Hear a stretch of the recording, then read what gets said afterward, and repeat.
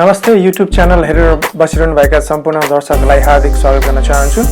आजको एपिसोडमा तपाईहरुमाझ म यो Osmo एक्सन जुन DJI ले बजारमा ल्याएको छ यो एक्सनको चाहिँ अनबक्सिङ गर्न गइरहेको छु। आजकल यो एक्सन क्यामेरा चाहिँ तपाईहरुलाई भ्लगिङ भन्नुस् या कुनै पनि ट्राभल गर्ने बेलामा चाहिँ निकै नै सजिलो र राम्रो क्वालिटीको भिडियो यसले चाहिँ दिन सक्छ। त्यही भएर मैले पनि यो एउटा चाहिँ क्यामेरा कस्तो हुन्छ ट्राई गरौँ न भनेर चाहिँ एउटा किनेको छु। यो चाहिँ 4K रेजोल्युसन रहेको चाहिँ एक्सन क्यामेरा रहेको छ, वाटरप्रुफ पनि रहेको छ र यो कस्तो बारे यो क्यामेराको जानकारी लिनको लागि तपाई यो वेबसाइटमा जानुभयो भने यसको चाहिँ डिटेल्सहरु तपाई सबै देख्न सक्नुहुन्छ है। र अब हेरौं यो पहिलो पटक म यो एक्सन क्यामेरा चाहिँ अनबक्सिङ गर्न गइरहेको छु। यो बक्स भित्र के रहेको छ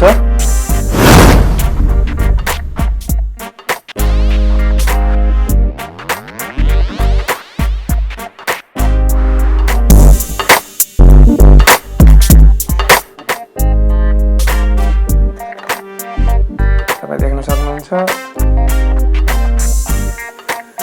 Camera looks amazing, eh?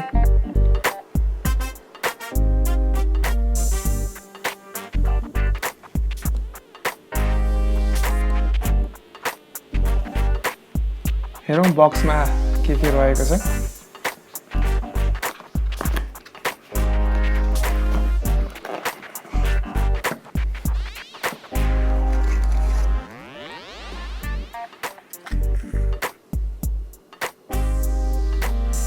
एउटा सानो बक्स पनि रहेको छ। यो अब बक्समा चाहिँ के छ त भित्र हेरिहालौं।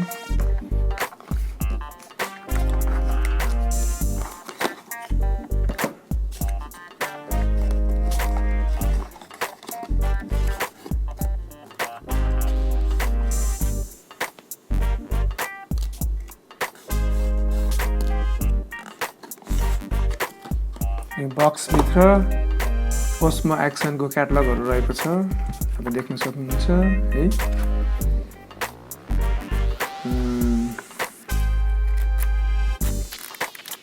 विभिन्न भाषामा रहेको छ यो कसरी गर्ने भनेर। जहाँसम्म लाग्छ ब्याट्री हुनुपर्छ, Osmo एक्सन क्यामेराको ब्याट्री।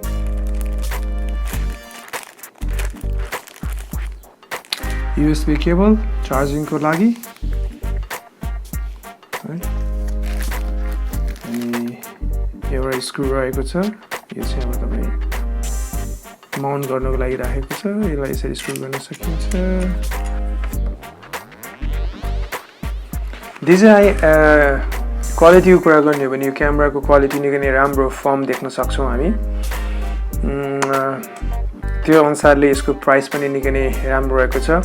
अस्ट्रेलियामा यो एक्सन क्यामेराको प्राइस हेर्नुहुन्छ भने अराउन्ड $500 रहेको छ। तपाईलाई थाहै छ DJI स्पेशली ड्रोनको लागि निकै नै पपुलर रहेको छ र यसले आफ्नो पहिलो पटक यो चाहिँ Osmo एक्सन क्यामेरा निकालेको छ र यो Osmo एक्सन क्यामेराले चाहिँ GoProलाई टक्कर दिने खालको क्यामेरा भएको र यसको एउटा राम्रो पक्ष के रहेको छ भने यसको दुईटा स्क्रिन रहेको छ। यो फ्रन्ट स्क्रिनमा चाहिँ तपाई हेर्न सक्नुहुन्छ यसको डुअल स्क्रिन रहेको छ। यहाँ पनि एउटा स्क्रिन रहेको छ र यहाँ पनि स्क्रिन छ। तपाई यो स्क्रिनमा चाहिँ आफूले स्पेशली ब्लगिङको लागि भनौं कुनै पनि सिनहरु खिच्दा चाहिँ तपाईले कस्तो आइरहेको छ भनेर चाहिँ यो स्क्रिन मार्फत चाहिँ मोनिटर गर्न सक्नुहुन्छ। यसको यो एउटा निकै नै प्लस पोइन्ट रहेको छ। त्यो सँगसँगै यो क्यामेराले 4K क्वालिटीमा चाहिँ भिडियो खिच्ने गर्छ र क्वालिटी कस्तो छ के छ यसको अर्को एउटा भिडियो म अवश्य पनि बनाउने छु र आज पनि मैले यो अनबक्सिङ मात्रै गरेको छु र यो ब्याट्री चार्ज गरिसकेपछि यसको राखेर के कस्तो फंक्सन हुन्छ यो पनि म तपाईलाई देखाउने नै छु। जहाँसम्म लाग्छ मलाई हेर्दा यो क्यामेरा निकै नै राम्रो छ स्पेसली मलाई आशा छ कि यो क्यामेराले चाहिँ राम्रो भिडियो तपाईँ खिच्न सक्नुहुन्छ र तपाईँ यदि एक्सन क्यामेरा किन्न चाहनुहुन्छ र तपाईसँग बजेट छ भने चाहिँ यो एउटा राम्रो क्यामेरा तपाईँको लागि हुन सक्छ र यदि तपाईसँग बजेट लो छ भने लो बजेटको पनि एक्सन क्यामेराहरू बजारमा पाइन्छ आफ्नो बजेट अनुसारको क्यामेरा तपाईँ किन्न सक्नुहुनेछ अर्को एपिसोडमा चाहिँ यो क्यामेरालाई चाहिँ हामीले अब कसरी अपडेट गर्ने सुरुवात गर्ने आफ्नो मोबाइल क्यामेरामा चाहिँ कसरी सिङ्क गर्ने यसको बारेमा चाहिँ म तपाईँलाई अर्को एपिसोडमा यसको एउटा सानो भिडियो गरेर देखाउने छु यो क्यामेरालाई कसरी चलाउने यी आदिको बारेमा चाहिँ चर्चा गर्नेछु अहिलेलाई भने आजको यो अनबक्सिङबाट बिदा दिनुहोस् नमस्ते